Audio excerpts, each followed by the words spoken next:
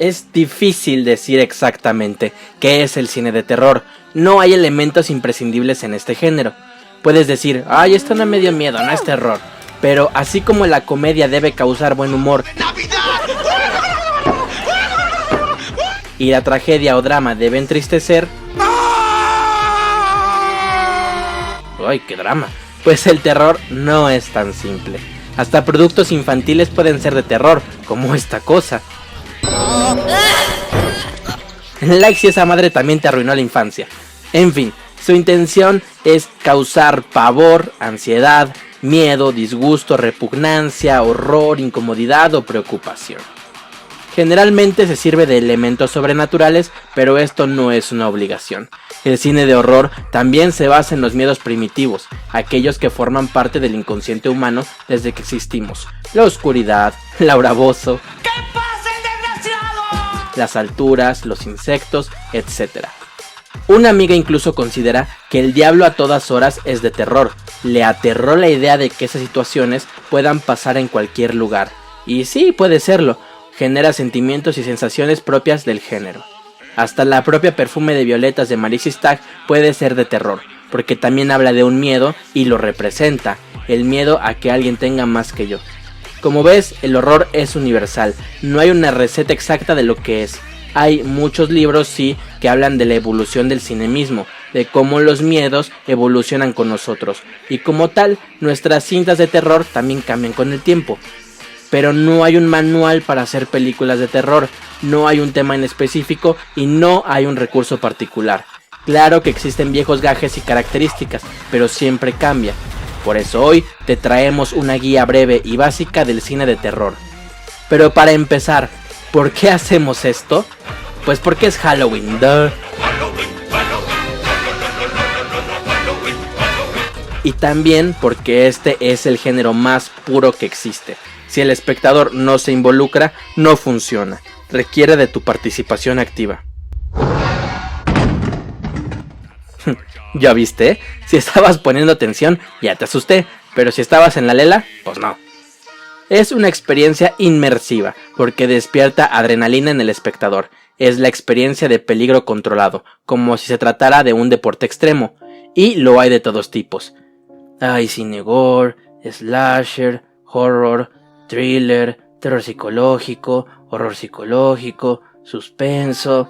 Y también se pueden separar por las que hablan de monstruos, extraterrestres, algunas de ciencia ficción, ecoterror, found footage, las de serie B y hasta de zombies.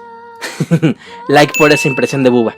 Y entre toda esta gama de posibilidades, nos parece que el parteaguas del asunto está en el año 1973, con el estreno del Exorcista de William Friedkin, basado en la novela homónima de William Peter Blatty. ¿Por qué?, se pregunta usted.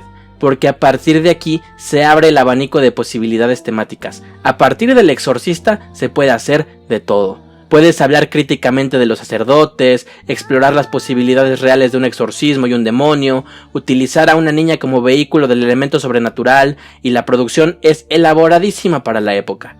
Si lo piensas bien, esta película establece todos los precedentes de lo que será el cine de horror hasta la fecha. El propio James Wan toma muchos elementos de aquí para su propia obra. Claro que hay un precedente en Roman Polanski con El bebé de Rosemary, basado en la novela de Ira Levin, en donde se empieza a hablar de sectas, y aunque el riesgo narrativo es brutal, El Exorcista escala un peldaño más. En los años 70 está el parteaguas de lo que será el terror, y desde aquí podemos empezar a estudiar un poquito la naturaleza de este género. Estas dos películas, El Exorcista y El bebé de Rosemary, o La semilla del diablo, están basadas en dos novelas porque el terror es de naturaleza literaria, esencialmente literaria. Prueba de esto es Stephen King y sus 200 adaptaciones. Su narrativa es cinematográfica, y aunque no se adapte fielmente, siguen siendo fáciles de adaptar, como The Shining de Kubrick.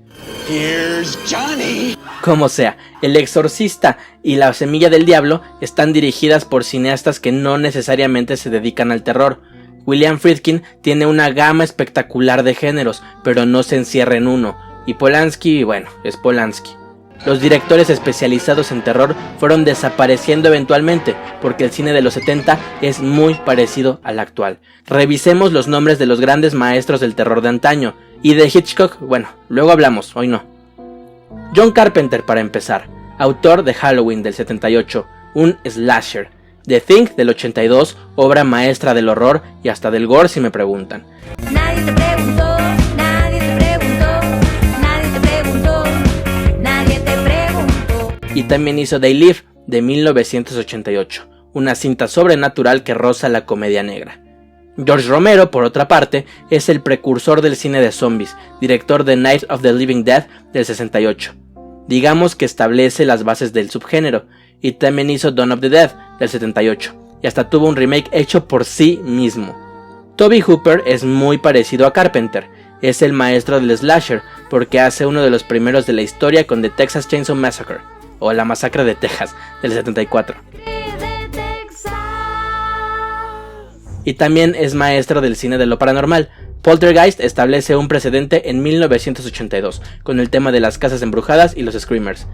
Wes Craven también proviene de los años 80, básicamente nace con Pesadilla en la calle del infierno, del 84, y esa es una obra maestra sin precedentes, porque toma los dos subgéneros en auge, como lo son el slasher y el horror sobrenatural. Freddy Krueger es el artífice de esto. Y hasta siguió vigente, pues su segunda obra maestra surge hasta 1996, con Scream, un homenaje al horror mismo. Y finalmente está Darío Argento, el último maestro del terror. Haré caso omiso de los puristas que dicen que su única película efectiva es Suspiria. ¿Por qué no? Y nadie lo va a mencionar, pero Andrzej Zulawski, un polaco, también es un maestro, y esta inclusión extranjera tendrá sentido más adelante. Hice un recuento de estos directores porque te darás cuenta de que para los años 90 dejan de aparecer los cineastas especializados y las películas de terror se convierten en hechos aislados, que surgen por el genio narrativo y la necesidad de contar historias, como cualquier otro género o época. Drácula de Bram Stoker es una de las películas de vampiros más importantes. No mames, esa no es. Ándale, esa. Es de los años 90 y hace una regresión a los recursos prácticos del terror, pero lo hizo Francis Ford Coppola, claramente no un precursor del terror. Gus Van Sant hace un remake de Psicosis, y en este caso está todo mal, porque Gus Van Sant es uno de los genios del siglo XXI, pero su Psicosis no tiene la elegancia narrativa de Hitchcock. La entrevista con el vampiro retoma el sustento literario, pero Neil Jordan es el orquestador de esta adaptación. Si no conoces a Jordan, es el director de The Crying Game, que si no la conoces, qué triste tu vida. Y surgen muchas secuelas, muchísimas, y también remakes. Alien 3 de David Fincher, por cierto, Gremlins 2, una nueva adaptación de Frankenstein, Chucky 2, Chucky 3, Chucky 27, es decir, hay una decadencia del cine de terror gringo, porque si te das cuenta, la historia del cine siempre se resume a la historia del cine norteamericano. Por eso mencioné a Zulawski, para dejar bien en claro que el resto del mundo también hace películas y también hace terror. El terror como tal no nace en Estados Unidos, sorpresa, sorpresa. Si nos metemos a buscar antecedentes del género, uno de los más importantes y de antaño es Nosferatu, y aunque lo conociste por Bob Esponja, esa cinta del expresionismo alemán de Friedrich Wilhelm Murnau, o como se diga, es el punto de partida de la evolución del vampiro hasta llegar al arquetipo de Bram Stoker, interpretado perfectamente por Ford Coppola, y eventualmente este personaje encuentra dos variantes interesantísimas en cintas extranjeras. Que no, esta no, me cago en todo. Haces otro chiste como ese y te vas de aquí. Estas dos versiones son Let the Right One In de Thomas Alfredson, quien por cierto no se enfoca en el terror, y Only Lovers Left Alive de Jim Jarmusch, quien claramente no es un padre del terror en el estricto sentido de la palabra. Pero me estoy desviando. El punto aquí es que el terror de los años 90 tiene una decadencia marcadísima que regresa al horror a su origen, al extranjero. Esta época oscura lleva al terror a cambiar sus convencionalismos con el terror asiático, con los japoneses, coreanos y tailandeses. Con ellos surge el símbolo del cabello negro, de la mujer en desdicha que personifica el horror en vez de ser víctima de él. Se apuesta una vez más por el expresionismo absurdo, a las venganzas y a cierto realismo.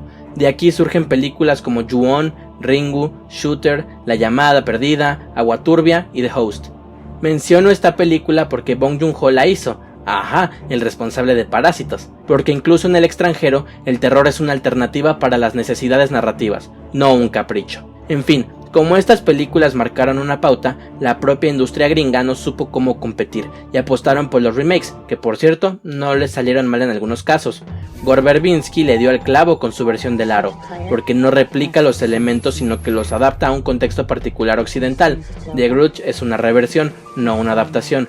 Pero me voy a servir de otra película para explicar las diferencias entre el producto original y la adaptación. Una cinta menos conocida llamada A Tale of Two Sisters, llamada en México Los Poseídos, ya sé, qué horror, y su adaptación, The Uninvited.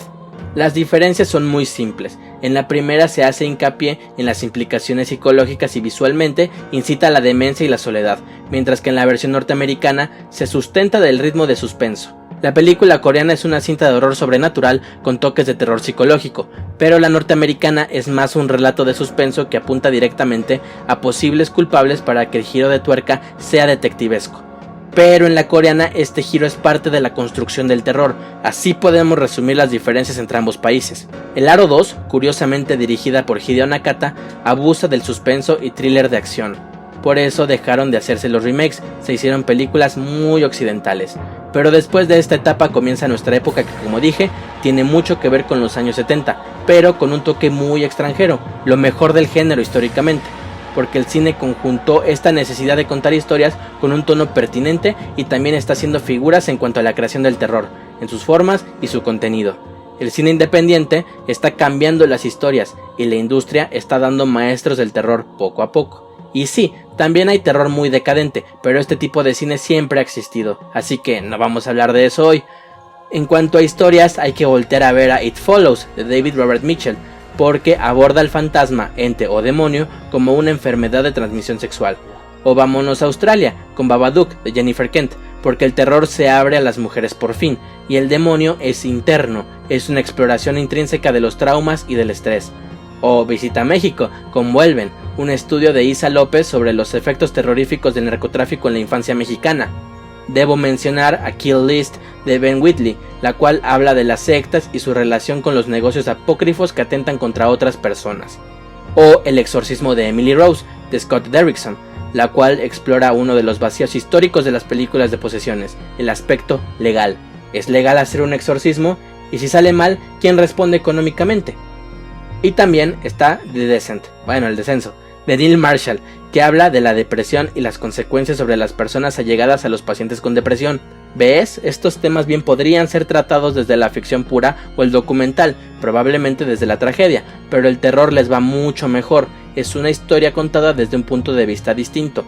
Y claro que siguen existiendo los remakes y reboots, pero hasta esos tienen calidad. Suspiria de Luca Guadagnino incluso funciona independientemente de su versión original, es una maldita maravilla. Pero también renacen los autores de terror. Voy a empezar con Pascal Aguirre, quien le da un fondo a la violencia y también subvierte preceptos machistas en sus películas, porque también hay que decirlo, tal como refieren varios autores, el terror y la violencia van de la mano, y se agradece cuando hay una justificación real de la violencia. Y Pascal Aguirre consigue eso. En el caso de otro genio, Ari Aster, las explicaciones son psicológicas, un tanto filosóficas, pero sus películas retratan padecimientos y traumas, con un brillo y una estética contradictoria, pero esto se refuerza con su gama temática. Y el otro genio es Robert Eggers, quien dejó de lado toda la violencia y se centró en la atmósfera, en los estudios de los miedos con una reflexión sobre la naturaleza. El señor Eggers da cátedras de cómo la naturaleza se convierte en el monstruo a manera de venganza por los ultrajes cometidos por nuestra parte. ¿Por qué crees que hay animales en sus creaciones? ¿Y por qué crees que los entornos naturales los vuelven locos? ¿Ves que no es tan aburrido? Y aunque James Wan es un maestro en los jumpscares... ¡Ja! Te espanté otra vez, a huevo. Bueno, a Wan solo lo mencionaremos por hacer Saw, una gore con buen guión. Debo mencionar a Fede Álvarez, quien conjunta al horror con el suspenso. También al propio Scott Derrickson, quien es un perpetuo buscador de nuevas historias o reinvenciones de los conceptos agotados. Y claro, no me voy a atrever a decir que esto es lo que debe ser el terror, que Eggers hace terror y Wan no, porque si a ti te da miedo, entonces es terror. Punto. Los puristas podrán decir que Oren Peli mató al terror con sus 20 actividades paranormales, precedido por La Bruja de Blair, porque abusa de los asustos repentinos, pero la primera sí habla de un miedo, a la intrusión, al enemigo en casa, a los traumas de la infancia. Que luego hicieran 80 secuelas es un pecado de hace 40 años, Vivimos en una época muy buena para el terror, en donde claro que hay muchas cintas que pasan inadvertidas, pero que constantemente ofrece historias contadas con recursos poco ortodoxos y ejecuciones arriesgadas.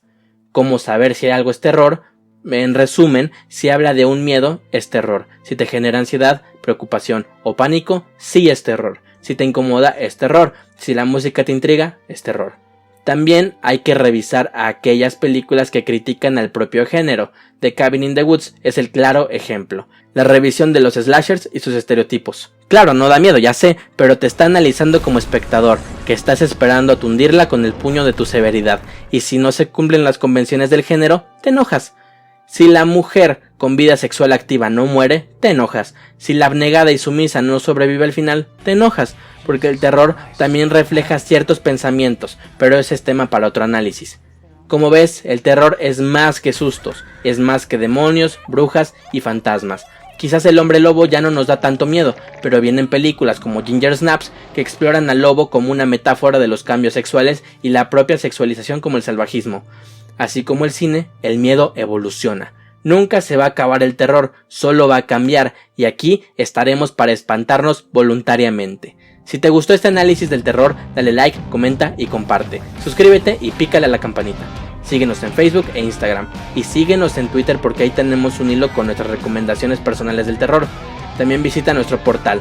En la descripción te dejamos todos los links. Porque amamos el terror profundamente. Es el rey de los géneros. Dale una oportunidad. Y como dijo Willy Wonka, gózalo. Y si no nos volvemos a ver, buenos días, buenas tardes y buenas noches.